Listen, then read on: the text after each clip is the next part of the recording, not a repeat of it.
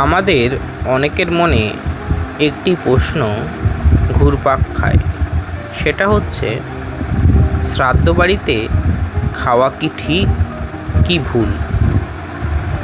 এ প্রসঙ্গে শাস্ত্র কি বলছে তাই আজকে আপনাদের সামনে তুলে ধরব।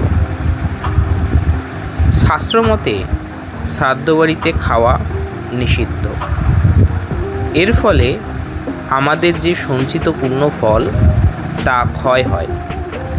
শাস্ত্রে বলা হয়েছে যে মৃত ব্যক্তির যে কর্ম, দুষ্কর্ম বা সুকর্ম শ্রাদ্ধ বাড়িতে খাওয়া ব্যক্তিদের মধ্যে সঞ্চারিত হয়।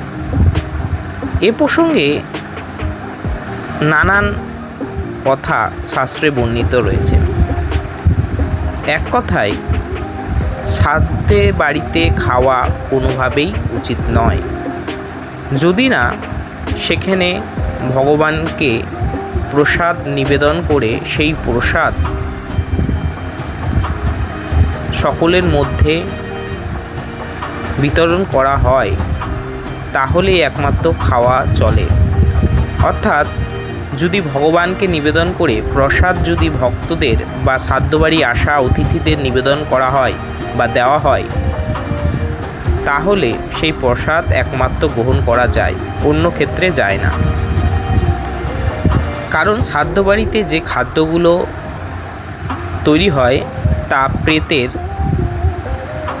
মঙ্গল কামনার জন্য, যা প্রেতের খাদ্যবস্তুতে পরিণত হয়।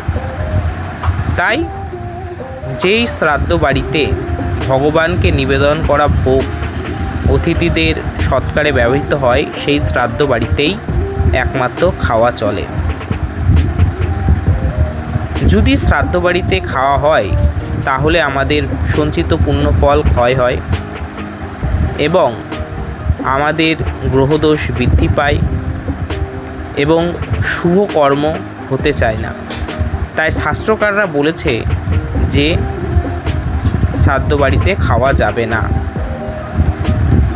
চতুর্থীর খাওয়া অর্থাৎ মেয়েরা যে 4 দিনে কাজ করে পিতামাতার, সেই খাবারও খাওয়া চলে না শাস্ত্র মতে।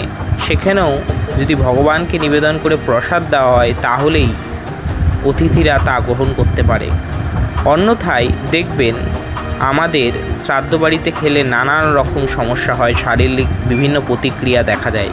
অর্থাৎ আমাদের যে শুভ কর্ম তা খেতে নিষেধ করে।